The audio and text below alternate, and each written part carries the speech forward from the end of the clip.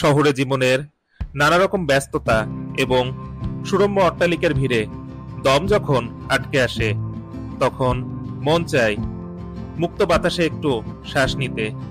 তবে মুক্ত বাতাসে সমৃদ্ধ স্থানে যাবার সময় সবসময় বের করা সম্ভব হয় না।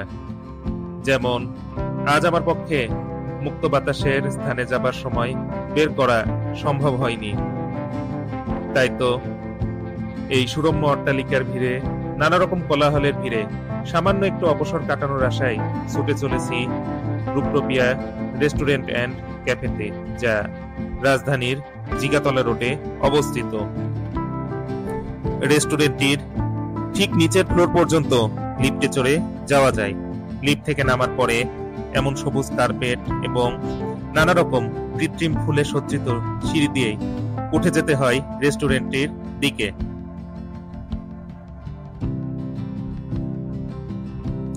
রেস্টুরেন্টটিতে ঢোকার মুখে রয়েছে একটি কৃত্রিম গাছ।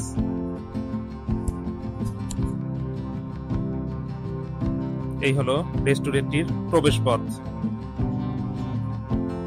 এখন আপনারা দেখতে পাচ্ছেন রেস্টুরেন্টটির বসার মূল স্থান।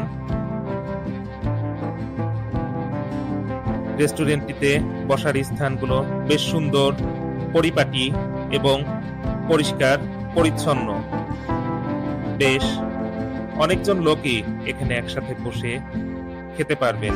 রেস্টুরেন্টটির সিলিংও বেশ সুন্দর আলোকসজ্জায় সজ্জিত। শুধু ভেতরে নয়, রেস্টুরেন্টটির বাইরের বারান্দায়ও সুন্দর বসার জায়গার ব্যবস্থা রয়েছে। এ সকল স্থানে বসেও খাদ্যদ্রব্য গ্রহণ করা যায়। এই হলো রেস্টুরেন্টটির বারান্দার একটি বসার স্থান। এই স্থানটিতে বসে বাইরের রাজধানীর সুরম্য অট্টালিকা ভিউ উপভোগ করা যায়।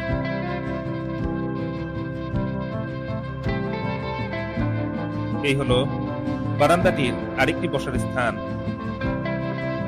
বারান্দার পিছনের অংশে রয়েছে বারবিকিউ কর্নার।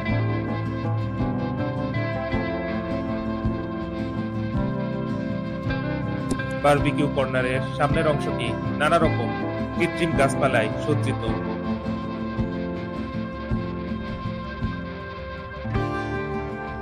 কৃত্রিম গাছপালায় সজ্জিত এই অংশ থেকে একটি সিঁড়ি চলে গেছে রেস্টুরেন্টটির ছাদ বরাবর। রেস্টুরেন্টটির নাম রূপটোপিয়া। এই রূপটোপিয়া রেস্টুরেন্টেরই রূপটপে চলে গেছে এই সিঁড়িটি।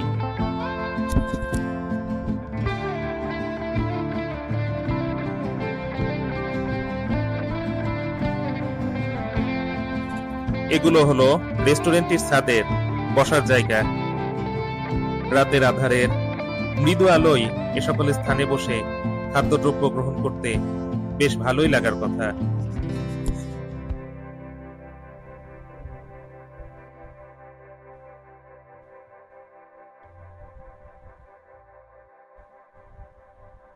এখানে বসে খাদ্যদ্রব্য গ্রহণের পাশাপাশি রাতের ঢাকার ব্যস্ততার দৃশ্য উপভোগ করা যায়।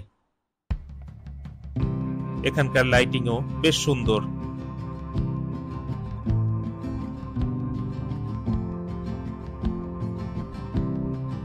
আপনাদের সুবিধার্থে রূপটোপিয়া রেস্টুরেন্ট অ্যান্ড ক্যাফের ফুড মেনু ডেসক্রিপশন বক্সে দিয়ে রাখলাম। চাইলে আপনারা ভিডিও পজ দিয়ে দেখে নিতে পারেন।